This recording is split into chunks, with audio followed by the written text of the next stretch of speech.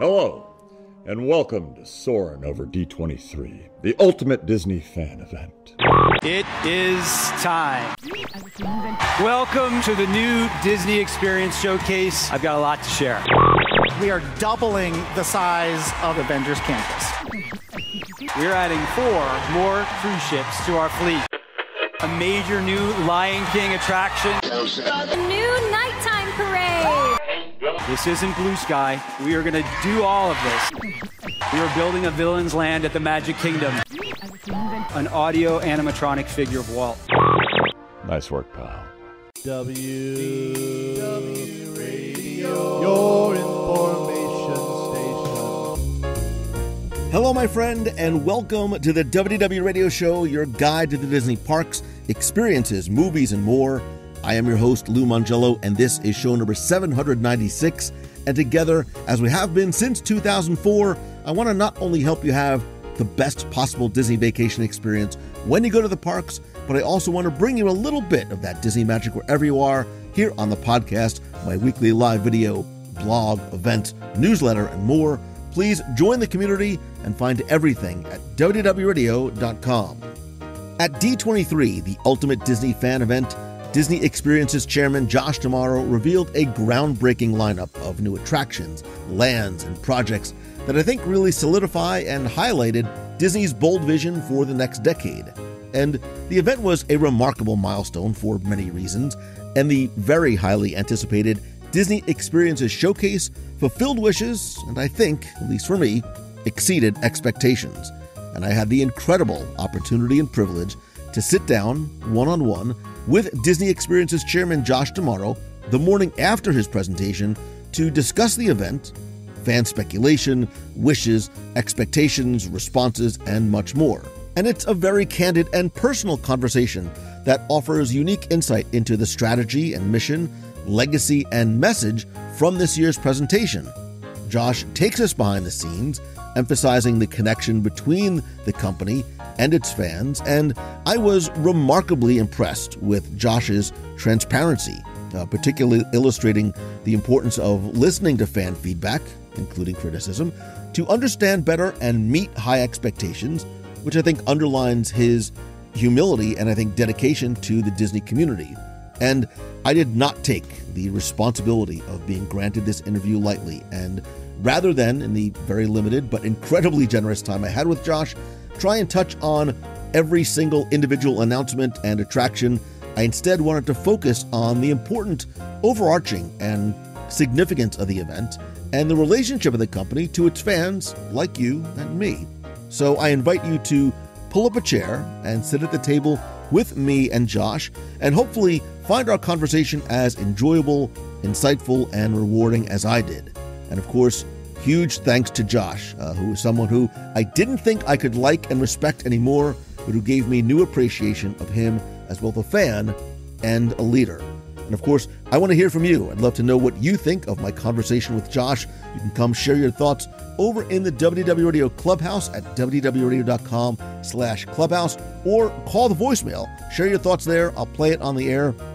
407-900-9391. That's 407-900-WDW1. I'm also going to skip the trivia question this week. I want to focus solely on my conversation with Josh. And if I sound a little different this week, I apologize. I am recording in my hotel room, not on my studio microphone, after many days of nonstop talking on the show floor. But it was important for me to share this with you as soon as possible, so I appreciate your understanding and patience in terms of the quality of my audio. And of course, I'm going to have much, much more from and about D23, including breakdowns of the announcements from Disney Studios, Disney Plus, and of course, Disney Parks and Experiences, both on the podcast, and I want to hear and have you be part of the community and conversation, so we'll also be talking about it on upcoming live episodes, so please stay tuned for those as well. But please connect and talk with me on social. I am at Lou Mangello on Instagram, Facebook, and LinkedIn. Visit LouMangello.com if you're looking for a speaker, or if you want to take your business brand or idea to the next level.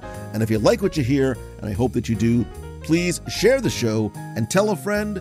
So sit back, relax, and enjoy this very special episode of the WDW Radio Show.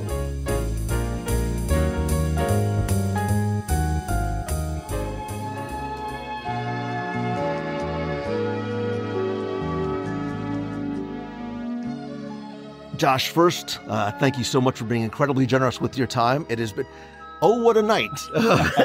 And for you, oh, what a few years of dreaming and doing and planning and preparing for last night's epic, to say the least, event. For so long, I've been hearing you and Bob talking about turbocharging the experience for guests and sort of waiting and counting down for last night. I didn't know what that meant or even what to expect. Now we do. So my first question to you, on behalf of not just the 12,000 plus fans who were in the room last night, but the tens of millions of fans around the world whose lives you literally changed last night. My first question is, can I give you a hug? Because I think that is what we all felt and wanted to do. We didn't miss our microphones. That's right. I would reach across the table and give you a hug. Let me start with, first of all, thank you. I appreciate all of that sentiment. There's nothing like being at a D23. It's my favorite thing to do. We're in the convention space today, but walking around and being able to interact with true fans, people that really, really care about the Disney company, about the brand, about the experience, who have long histories with us. But to be able to walk with all of the fans and hear them and listen to their stories and listen to their dreams and what they hope I was going to announce before last night. There's absolutely nothing like it. You referenced the fact that I think over about a year ago or so, we had talked about turbocharging the business and $60 billion coming into the theme parks. And I know that anticipation was high for what does that mean, and are they serious? I think after last night, you can see that we are incredibly serious. So obviously in the background, I'm working with the Imagineers, I'm working with the different teams around the world, and I knew all of this. I knew how ambitious we were going to be. I knew how quick we were going to move. So you can imagine last night, so 13,000 people screaming in the Honda Center before I took that first step onto the stage. I knew what I was about to deliver to our biggest fans in the world, and I was incredibly excited, and at certain points during the presentation moved, and it was a special night. It was a special night for me. It was a special night for Imagineering. It was a special night for our fans, and I'm proud. I'm proud of what we're doing, and the reaction that I've gotten just walking around today on the floor is just thank you and wow, and we didn't see that coming, and I love that. I think that's what we should be doing. And you referenced expectations and realizing that they were high, very high, right? The little bit of pressure was on. You referenced it. Deadpool reference it. The fact that Deadpool, speaking of things we never expected to see at a D23 event on stage, is Deadpool sort of making reference to those things. But I think that making fun of me, by the way. Well, we'll get to the fact that very sort of a lot of self-awareness and self-reflection, but you clearly listen and have paid attention. I think understood that, knew that you had to deliver, and I think over-deliver on some of those sometimes overly high fan expectations. And as you may or may not know, the internet can be a fickle friend and fan. So speak to that a little bit in terms of recognizing that sometimes fan expectations are not just high, sometimes a little unreasonable, and knowing what, as you stepped foot on stage, what many fans were hoping for, looking for, and expecting. I'll start with the fact that I'm a fan.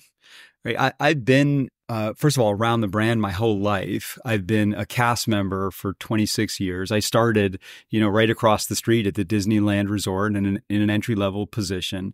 So I think everything starts there. Are you truly connected with the brand? Are you connected with the cast members? Are you connected with the ethos of the company? Are you connected with the fans?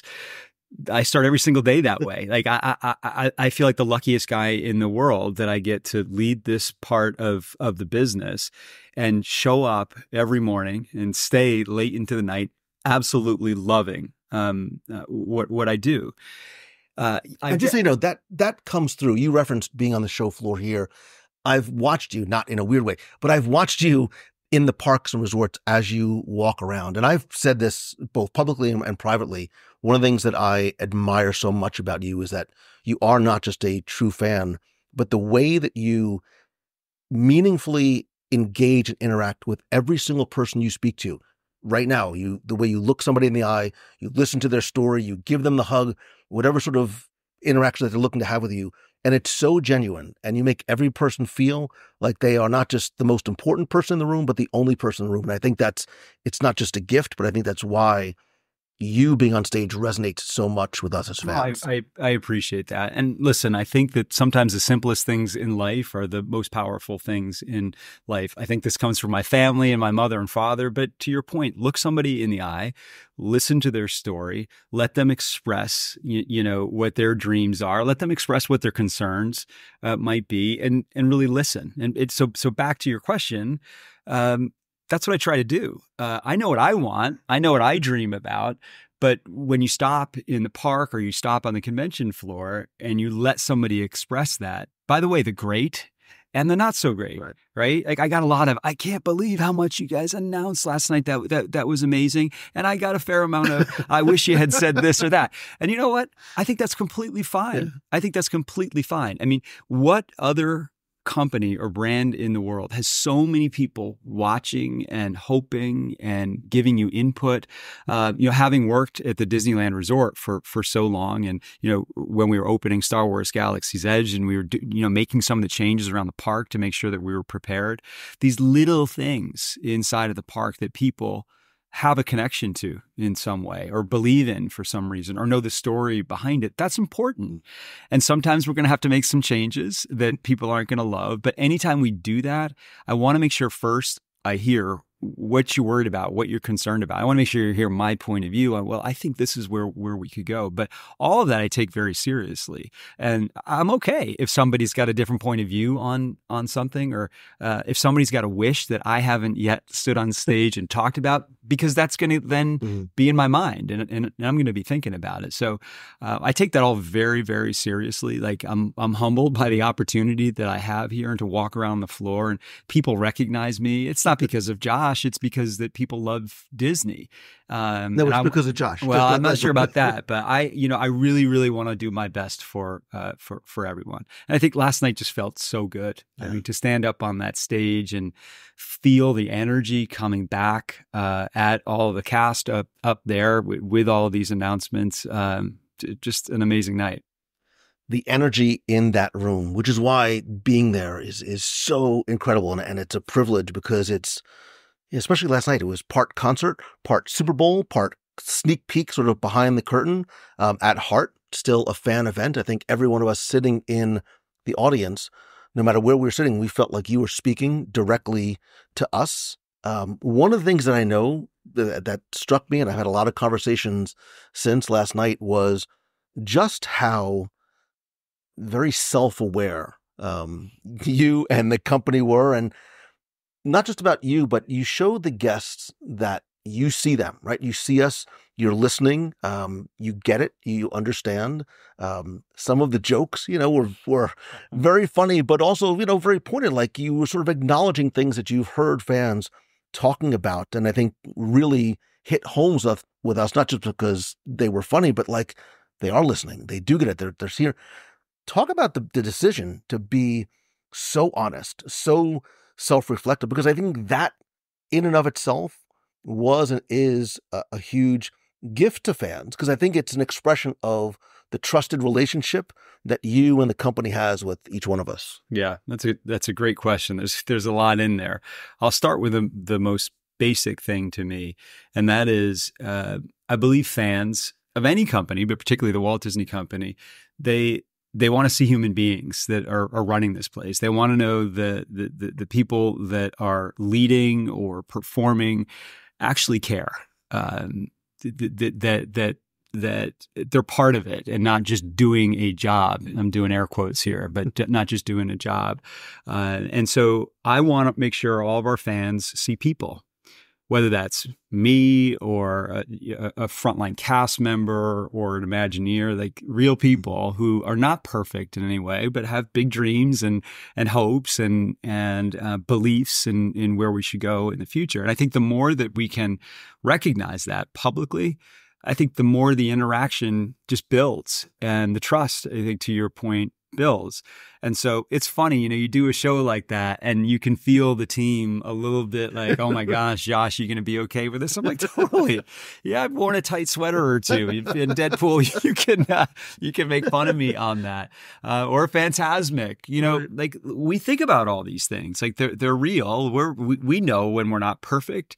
We know when we've done something really good, and we know that we're going to keep pushing things forward in the future. But if you can see kind of humanity, real people who are involved with taking care of these treasures that we have around the world, it's incredibly powerful. And again, I love being part of that. Yeah, there was a few times, especially during, you mentioned the Fanta. I'm like, did they sneak that one by somebody? that was, that they slipped that slide in right before. But, about again, from the fan perspective, there was so much speculation before, and it's part of the fun, right? We all did it. Some of us put it out there on our podcasts, and right, wrong, or otherwise, it is a lot of fun because we don't care to a certain degree if we're right or wrong. Like the fun is just in guessing.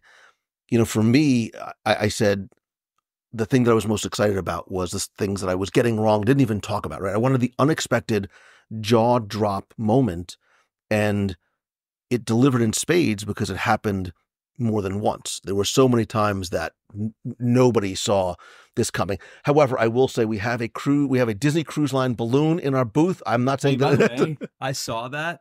It looks spectacular. Your team did an amazing job on that. Actually, walking onto the floor, I think it was like one of the first things that I saw. So you must have been thinking I was going to say something there. Maybe not four. We did, but you were definitely thinking I was going to say something there. Yeah, we're like, they're going to talk, treasure and destiny and adventure. When you said 4 ships, I may have been screaming to myself in my phone, but there is so much of that. I never saw that coming, right? It's so hard to do with the internet being what the internet is. 4 new ships, cars in Frontierland, the Stark Flight Lab, Monsters, Inc., coming to... That door coaster, by the way. Yeah. That is going to be phenomenal. So the Imagineers... they're excited about all of this, but they've been dreaming about this one for a while. And I've been having these conversations, and we're ready for it now. But you got to imagine what that feels like. I know what's about to come here. And right, how satisfying is that moment for you? It's so satisfying just to let the world know that we're doing it and it's official. We're not just thinking about it. We're going after this, and have Billy Crystal up there, who I thought was great, kind of bantering with me. It's spectacular. And then when you get that reaction, and we had a lot of them last night, as you know, you get that reaction back from the fans. It's incredibly validating.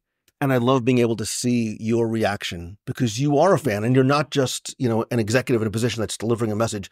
Like I could almost sort of get a sense of like joy and pride. Like, yeah, this is exactly what we wanted, and maybe even more so in terms of the fan response. You talked, you mentioned the Monsters, Inc. attraction. One of the things I think a lot of us not just enjoyed and appreciated was that everything that you announced is new, right? There was no sort of like, let's just copy and paste and put things here and there. There's a mix of completely new attractions and characters and IP, ones that touch on sentiment.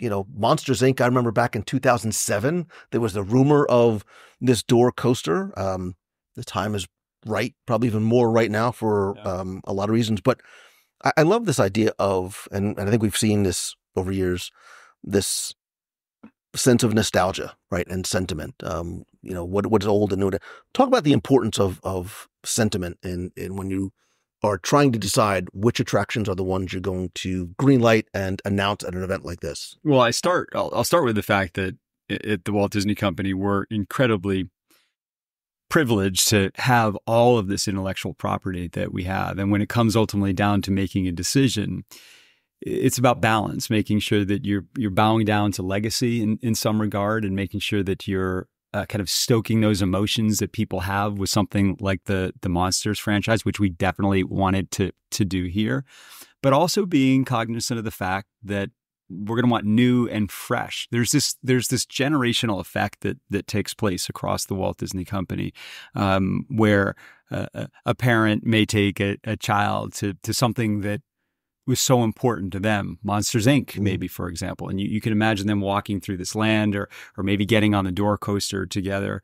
But we also want to make sure that we're inviting in new generations of fans. And we might lean into Marvel like we have at Avengers Campus a little bit more aggressively, because that's then going to kind of keep the cycle going. And we're seeing that everywhere. I was up on stage yesterday, and some of this might feel like convenient script writing. These are actually real stories that are important to me. This idea that my father took me on Peter Pan's flight right across the street here. And I can remember this so vividly, where it was me and my brother and two sisters and my father saying, "It's going to feel like you're flying, kids. Like, you're not going to believe this." And we got on that attraction, and he looked over at me. It was such a good feeling. Even as a kid, I can imagine how he felt as a father, where he's like, he kind of looks over at me like, yeah, see, it feels like you're flying. And we all smile back at him. And then I literally did the same thing at Soarin' Over California here in Disney California Adventure. I mean, without thinking about it, said, "It's going to feel like you're flying, kids, when you get on this thing." It's amazing how that whole thing works, and it's happening everywhere. And again, I said this on stage last night. Everyone, you have one of those stories or 10 of those stories that you're passing on to somebody else. So back to your broad question, it's all in balance here. I want to make sure we bow down again to those memories and that legacy and all this unbelievable storytelling that we have, and then pushing the envelope on the new, because those will become the classics in the future. And what an honor, to be in a position where I get to listen, number one, to the fans, and then make these decisions that will be forever kind of decisions. I absolutely love that and feel really, really lucky to be sitting here being able to make some of these decisions. And I love the fact that you shared that story. You probably cannot see the face of every guest. I will tell you, there was not a dry eye in the house, right? And as a father, like, I'm getting choked up right now. I'm like, God, why didn't I say that to my kids when I took them on Soarin' for the first time? You probably said something. Everybody did that in some way. And by the way, just when I'm up there on stage and saying that stuff, I feel it in my throat as well, because it's real. And everybody's going to express it in some different way. I mean, you got tens of thousands of people out here. They will all have that same thing. They've exchanged something on an attraction or in front of a character or in one of our restaurants or on Main Street, wherever it was. It's there. It's real. And it's powerful. And so what an amazing company this is. And you, by the way, think about what happened 2 nights ago, with Alan Bergman and the studios team. I mean, unbelievable. Inside Out 2, Deadpool, and the slate that they have coming up is so powerful. And having Bob Iger back and helping, him helping shepherd that story. I mean, it's been incredible. And what happens then is all of that then becomes fuel for the Disney Experiences team to think about, how are we going to bring this to life? Like, how are we going to tell that story in another form? How are we going to keep that generational effect going? So it's a good time at the Walt Disney Company right now. And it's a great time to be a Disney fan. Like, but like, you hit on it, right? And I love the fact that you shared that story and got emotional. I even saw when Bob, I feel bad calling him Bob, but when Bob was getting off the stage and the crowd went wild, he sort of had this moment that he touched his heart. And I think that was it was so subtle, but so genuine, because the reason why we love this company, right? I don't like to say the reason why I love Disney so much is because we do have an emotional connection, whether it's a movie, a character, a song, a park, a memory. And last night was very much grounded. There was a lot of emotional moments, whether it was, again, so many of the incredible performers and performances there. Let's talk about Walt, right? Let's talk about Walt and this idea that's been in the hallowed halls of Imagineering for all these years. Yeah. Again, the first thing I think of is this huge pressure, this responsibility, and being so smart to work with Walt's family. And I love that when you're celebrating Disneyland's 70th anniversary, you're celebrating Walt first, right? The first thing you let out with was Walt. So how does this come about? Like, why, now is the time, now is the best time to have what I imagine has to be a very long and slow, methodical process of bringing Walt to life in this way? Yeah. I mean, great, great big question. Let me start right on the front, if I could, with your observation of Bob Iger on the stage. That was another moment, even for me, and I know for leaders and cast members, to see your leader stand up on stage in front of 13,000 people, and people stand up and applaud. I asked Bob about this. He did touch his heart, and he was emotional on the inside, and maybe a little bit on the outside as well. And I think it's so important that we have Bob here at this time. And when he says that, our job is to bring joy to the fans, again, it's not just a convenient thing to say on stage or because it happens to be on the teleprompter. Like, he's living that. He and I are talking every day. He'll call me and say, how are we thinking about this one? Where are we going on this one? What do you think about this? And that's special. That's special to have somebody leading the Walt Disney Company that's got that same attachment to the fans and the brand and belief in the future. And again, I feel like the luckiest guy in the world to be able to work directly with him. And Bob and I have talked a lot about bringing Walt into this new format, letting people experience what it would feel like to be in a room with Walt. And you have to take this very seriously. This is Walt Disney. And so we want to make sure that the story we're telling, number one, is authentic, that the way it comes to life through technology, not for technology's sake, but because we want people to feel like they're there with Walt. It's a serious endeavor. And we're taking our time, and we're making sure that we're breathing through this. I did have a chance to bring Roy Disney over. He was in the audience with us last night. He came over to Imagineering, and we walked in, and I showed him where we were on it. And you can imagine that moment, walking into Imagineering and standing in front of Walt with Roy Disney. And it's complete silence as we both just stand there and stare. He looked at me for a moment. I looked back at him. And then there was just a smile. It's incredibly special. In that whole show last night, this was one of the moments that I was most excited about. I spoke with Meghan Trainor before she came out, and I think Feed the Birds, it was stunning what she did. But she and I spoke for a bit, and she was moved by the fact that we asked her to come and sing. And she's a true Disney fan. And like this discussion about bringing Walt to life, she felt a huge responsibility on stage last night to reflect the emotion and importance of the moment. When I came out for that moment, because it was so special to me as a fan, and because I grew up at Disneyland, you can feel your throat start to close up a little bit. And I was excited to share that with the world. It was important to me that they understood that we were taking this so seriously. And it was important for me to let the world know that the Disney family is also involved. So it was really special for me. I love the fan reaction, and I think when this comes to life during the 70th anniversary at Disneyland, it's going to be an immediate fan favorite.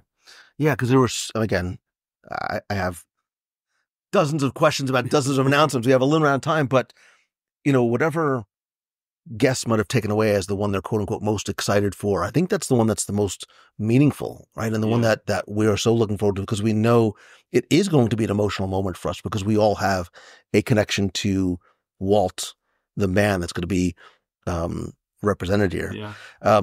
In terms of the announcements, I love the fact that you very much stayed true to your word about it not being blue sky, right? You were listening. And more importantly, I think everything had a date, right? And a lot of those dates are in 2025. So why was it important to not only talk about things, again, shovels and dirt, but date certain, and to reference this year's event theme, that are very much on the horizon? Yeah.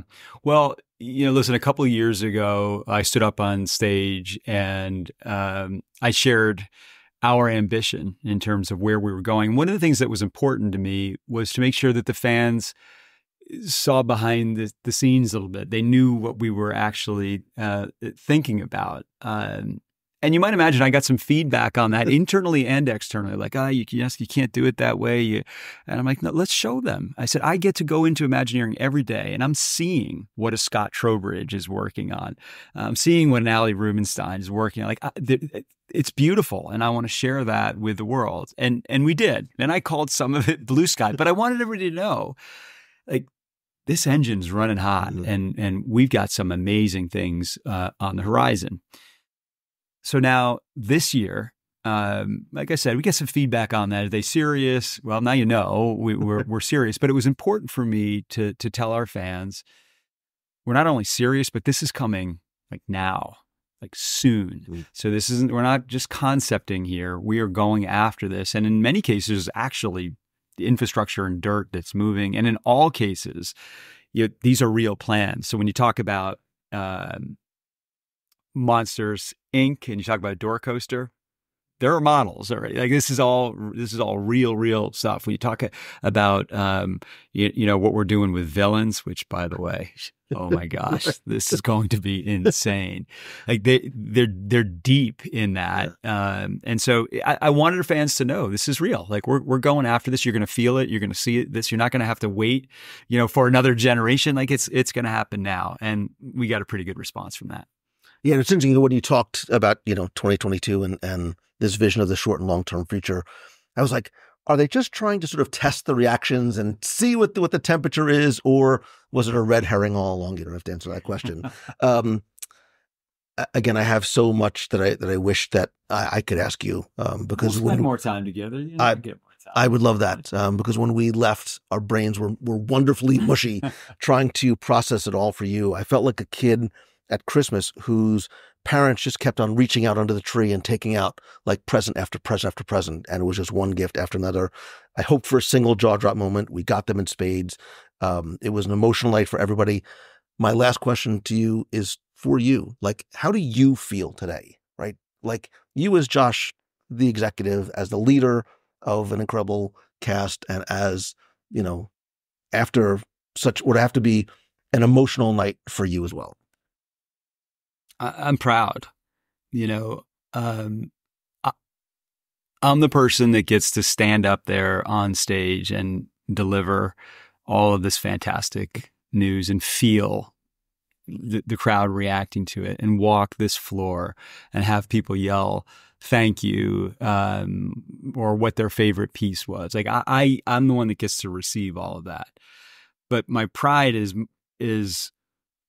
as much as it is about the announcements, it's about this team that I have. It's really incredible. It's 26 years ago when I got here, the first meetings that I went into and I looked around the table for the people that were sitting there, I didn't know what I was doing yet. But what I did realize right away is that every person at that table cared and was smart and was thinking about the fan and was thinking about the future, making sure that we had thought through every single detail. And so behind me, the one who gets to stand up there on the stage, are almost 200,000 cast members, and every one of them in some way is touching this. It's like making it come to life, is giving me the confidence to say, yes, let's go do that. And I think it's the most special thing about the Walt Disney Company. So this morning when I walked onto the convention floor, I do this thing called Out and About for the cast members. I've been doing it basically since I was president of Disneyland. And the objective of that is to say, I'm here on the convention floor today representing all of you, the cast members of the Walt Disney Company. And I got to stand on stage last night and tell the world what we're about to do. And I am incredibly proud and gracious. The team is incredible. I love the cast members here. I hope I did them proud, but I'm feeling really, really good about the future. Good. Well, dreams really do come true at the Disney parks at D23, even the ones that we didn't know that we had. I obviously, you're probably just getting started. Last thing, in a word or two, what's your final message to Disney fans around the world? I hope I did you proud. I hope you hear your voices in everything that we talked about last night. And I think I would just say thank you. It's what a blessing it is to have millions of fans around the world who care so deeply about this brand and these places. And I promise I am going to do my absolute best to keep things going in an exciting way for the future. So a huge thank you to all the fans out there, and a huge thank you to you and your team, and keeping the community alive and the discussion going. It's important to us, and I love talking to you today. Thank you. I really appreciate again your time, and again on behalf of everyone that you touched last night. Thank you. Thank you.